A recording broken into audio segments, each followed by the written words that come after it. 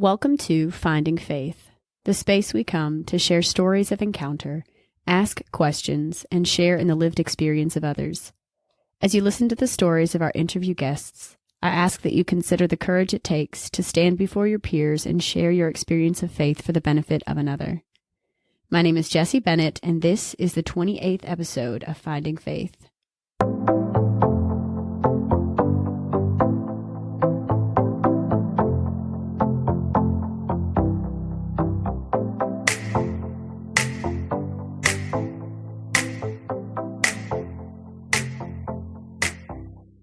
So today we have with us Andrea Aud. Andrea, do you want to tell us a little bit about yourself? Hey, I'm Andrea Aud. I'm from Western Kentucky. I'm happily married to my high school sweetheart, Ryan. We have 3 kids, Camden, Kinley, and Carson, little dog Macy May, and I'm high on life all because of God, and I'm so excited to be here to share my story with you all. Andrea's going to share with us about a time in her life where she was questioning God and had a lot of questions about her faith and who God was. And those questions eventually turned into a plea for him to reveal himself to her. And what became of that? So, Andrea, why don't you tell us your story? All right. So I was born and raised as a Catholic. We went to church every Sunday. We were the typical Catholic family. But growing up, I always questioned this Catholic faith that I was being taught. I went to a private school, kindergarten through 12th grade, confused, wondering everything about my Catholic faith. Was it real? Was it not? I went to church. I attended all the March for Lives in Washington, D.C. during my high school career. I attended NCYC in Atlanta, Georgia. That was life-changing. I attended youth group every week. I loved it. The real questions began, though, when I started high school, and I was trying to figure out who I was, what I wanted to do with my life. Shortly after freshman year began, one of our classmates, Heather Bickett, became ill with leukemia. On September 13th, 2002, Heather passed away. A few months later, on February 9th, 2003, one of our classmates, Sarah, lost her sister, Dana, who was tragically shot by her brother while he was cleaning his gun. A few months later, on May 17, 2003, my brother's best friend, Carl Lanham, was killed in a wreck. Derek, my brother, was the first one at the scene. When he approached the truck, he knew it was Carl because of his distinct brush guard on the front of his truck. The truck was in flames. There was nothing Derek could do.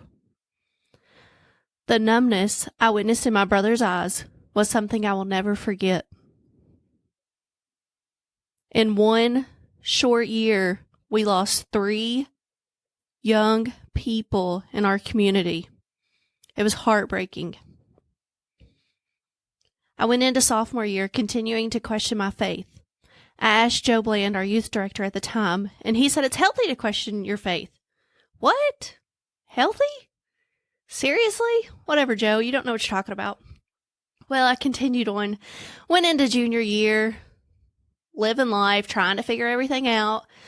I went to a small private school where everyone knew everyone, and everyone knew everything about everybody. There was maybe 100 kids in the school. It was a typical high school day, and Justin wasn't at school. He was probably playing hooky because that's what seniors do, right? He was the senior star basketball player. He had everything going for himself. Later that night, we got a text saying Justin had committed suicide that day at his home.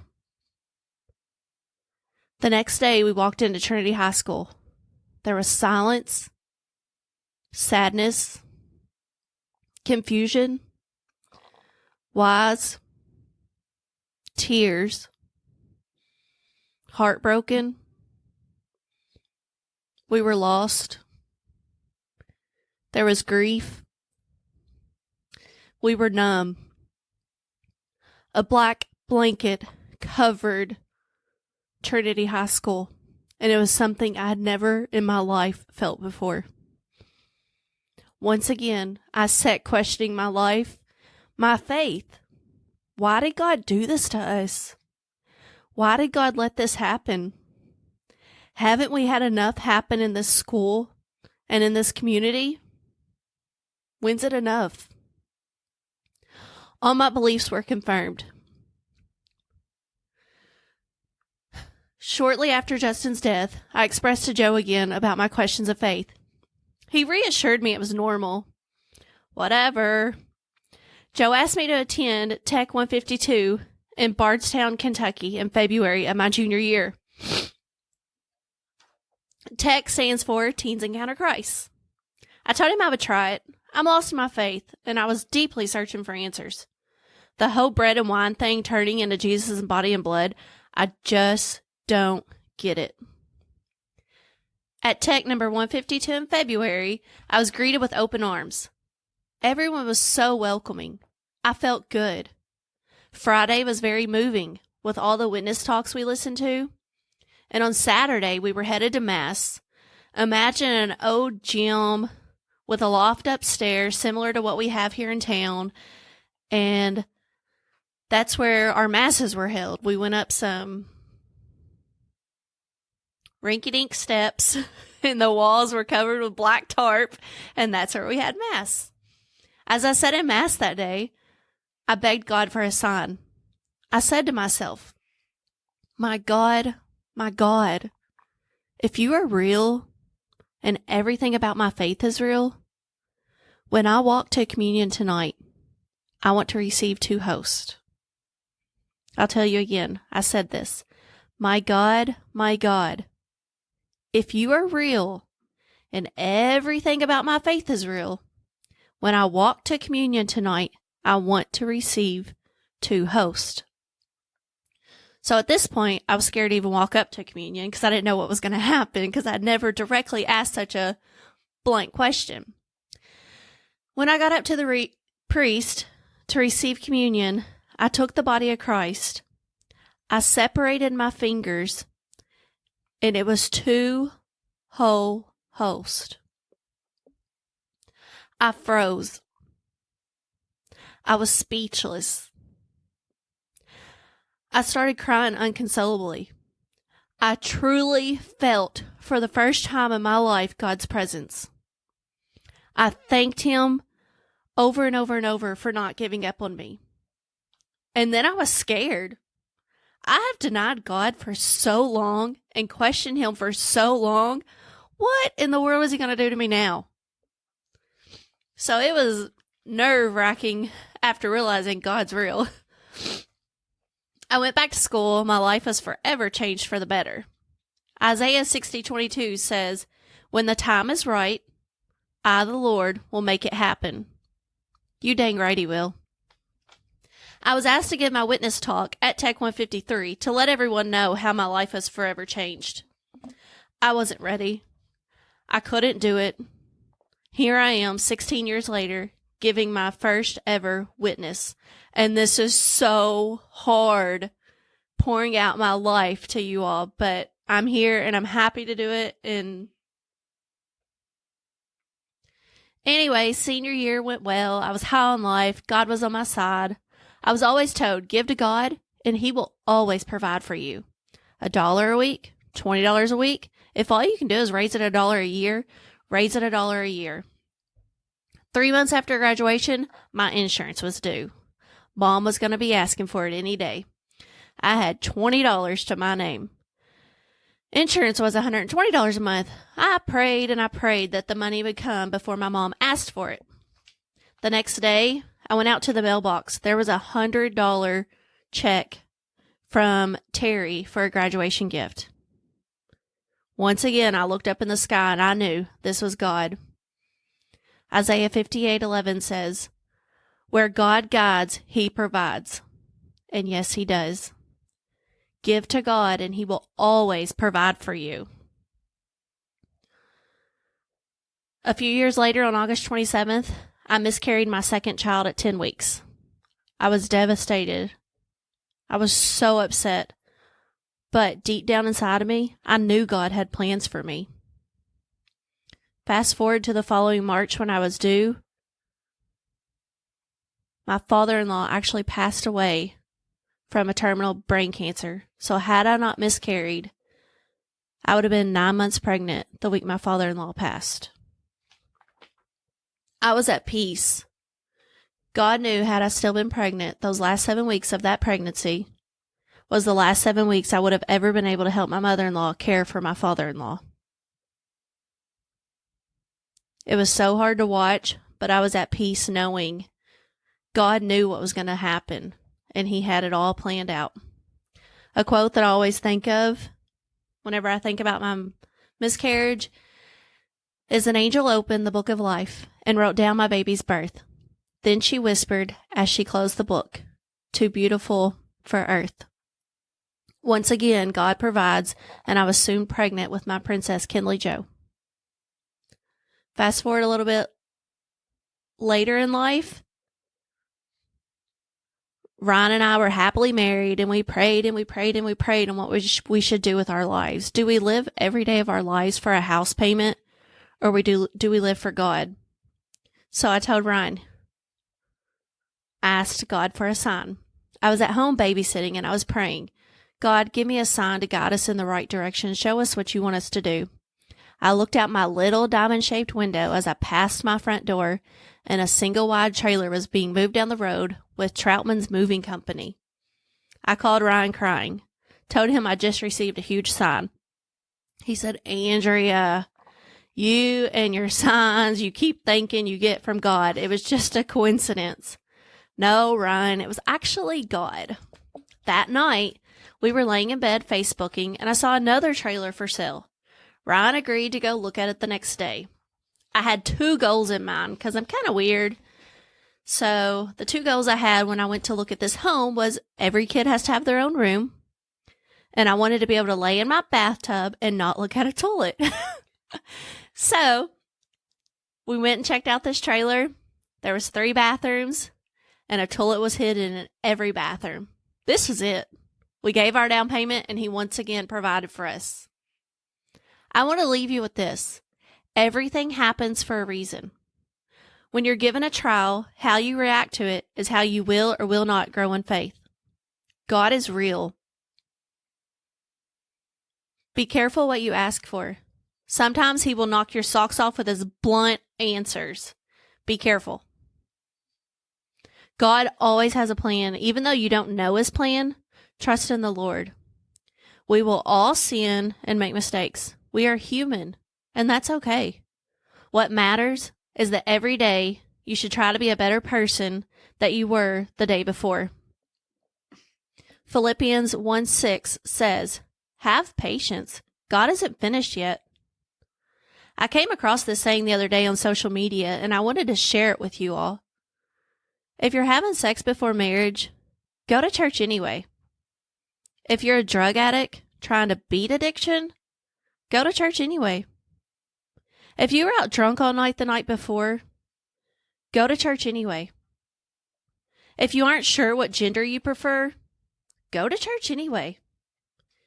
If you can't quit that disgusting habit, go to church anyway.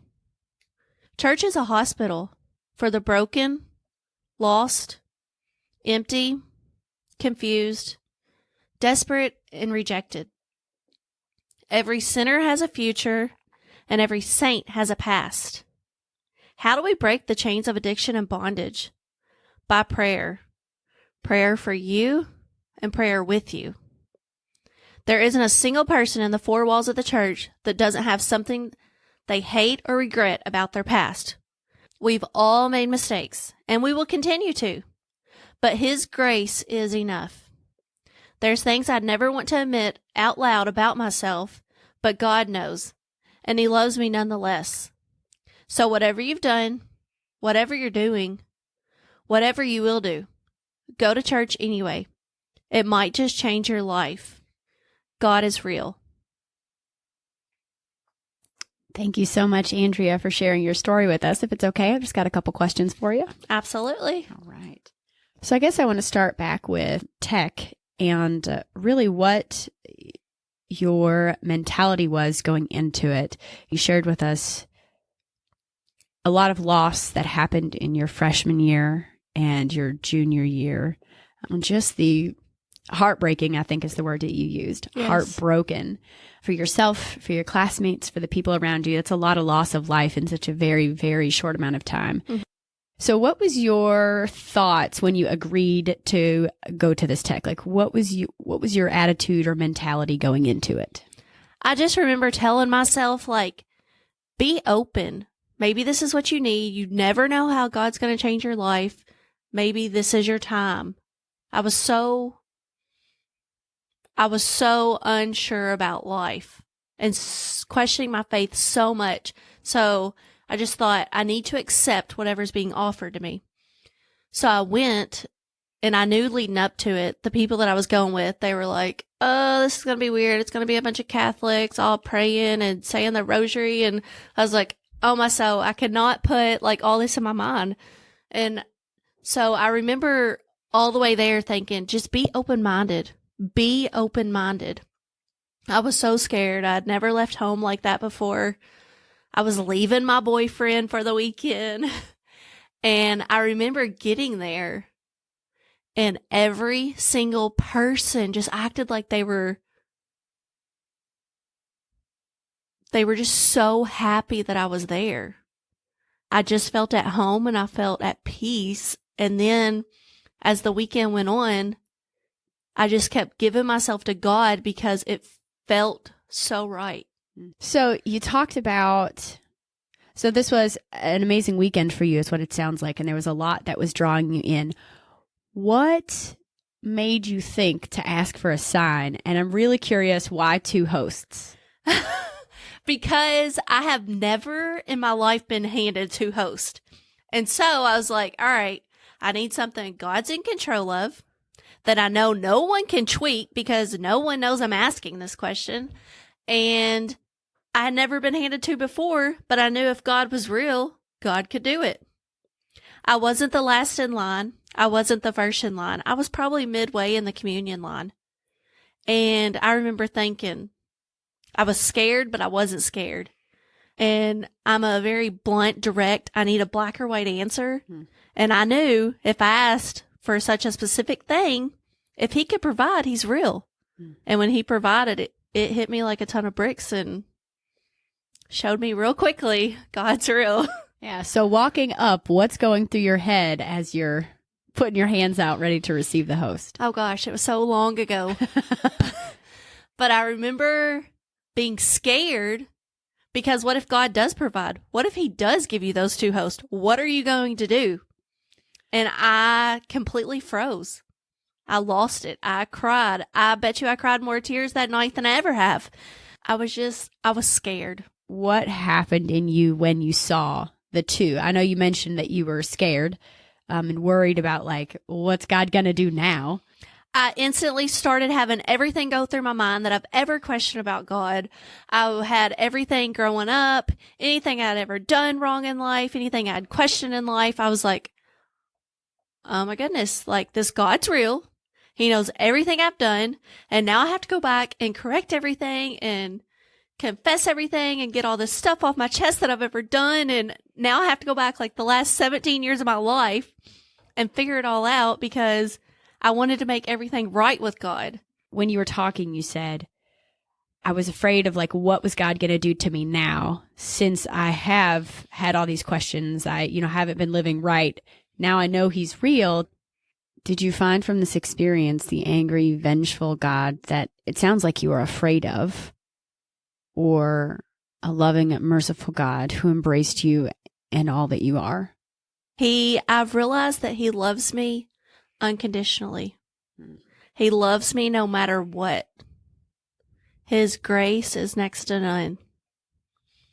Like, no matter what, he will always be there for us. Whether you turn your face from him 1,000,000 times, he's always going to be there, standing there, waiting to continue to be there for you, provide for you, and give you everything you need. And sometimes when you feel like there's stuff you think you need, God has a plan and he really knows when and what you need. Kind of reiterate that. I love this quote that you had at the end about going to church anyway. The church should look like a hospital for sinners, not a museum for saints. It's a place where you can come to receive the mercy of God not a place with just rules and regulations and do's and don'ts, but rather a place of unconditional love and acceptance, a place where God pours out his merciful love into our hearts because he, like a parent to a child, loves so deeply and so much and wants only good things for us. We are all in need of God's mercy. We all have things in our past. You mentioned this. We all have things in our past that we're not proud of or ways in which we have failed. Even those people that look like they have it all together, they're the church people. Yes. Even ministers, people who work for the church. We ain't perfect. No. We are not perfect. We have our struggles. We have our vices. We all have sinned and fall short of the glory of God. And we're all called to conversion and to a deeper understanding of his love. And we all have to remember that he does love us unconditionally. Yes. So then you talked about several different instances in which God speaks to you through signs. So it sounds like that's a way that God regularly communicates with you. Yes. So now it freaks me out whenever I'm wanting to know an answer to something or I want to know why this is happening. It's like, well, I got to be careful how I ask because he's pretty blunt. So I try to be more prayerful and not ask such direct questions.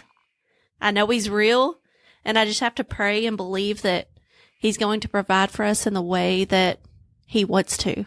Yeah, I think you've touched on something important, that asking for signs willy-nilly is never a good idea. No.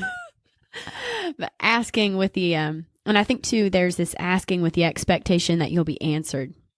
I think sometimes we're afraid that if we ask for something, God won't answer, but it's almost more terrifying when he does. Yes. Yes. I've asked for things so many times from God, and I've asked directly for things. He doesn't always answer exactly the way you're thinking. And in those times of frustration and stuff, I just think it's not in his timing. And so I just know I need to pray about it more, and I just need to let go, and I need to give it to God. Yeah, I think something to remember is that God always answers our prayers, but like you said, it's not always the way we want it to. So sometimes that's a yes, here's the thing you've asked for. Sometimes it's a no, that's not what you need, but here's what you do need. And sometimes it's a not yet, my child, have some patience. Yes. I get that one a lot. Patience is hard to have, but it's all in his timing and all in his plan. So you shared this experience of having had a miscarriage. Yes. And then 9 months later, when the baby would have been born, that was when your father-in-law passed away. Yes. And so you saw the blessing, not that the miscarriage was good, but that there was a blessing and that you had this time with your father-in-law that you would not have had otherwise. Yes. Oftentimes when we talk about suffering and like God blessing us, I think people, especially non-Christians, get the wrong idea that we're saying God caused this suffering so that this good thing could happen. And I just want to clarify that for listeners, that God never causes the bad things to happen. That's a result of original sin and the sin and death in this world. But God can take those tragedies and turn them into beautiful moments and turn them into blessings for our lives. So I just wanted to make that clarification for listeners to know God takes the heartbreak and turns it into something beautiful. Yes. He never causes the heartbreak. I remember being so heartbroken when we miscarried. And then as time went on and Wendell became sick, and then we started staying by his side and stuff, it was just like we got to thinking, I was due this week had I carried that baby. Mm-hmm. Like there is no way had I still been pregnant would I have been able to do everything that I did on those last days. And the amount of time that you were able to spend with him. Yes. By his side, caring for him, and the memories that you were able to create. Yes. So I'm forever grateful for my little angel in heaven. You've talked about how these moments were life-changing for you. Mm-hmm. How does that play out in your life now? My life has forever been changed. Every morning when I wake up, I'm always saying to God, let me do your will. Let me do what you want me to do here on earth for anyone and everyone. I'm just here. On a daily basis, I work in a school system, and I always think how can I get these students to heaven? How can I get these students closer to God? And I always try to shine my enthusiastic, crazy self out there. But I always tell the kids, I'm like, God allows me to do what I do because I'm living for Him. And they think I'm crazy. Being a high schooler, I was there. I questioned it. I get what they're going through.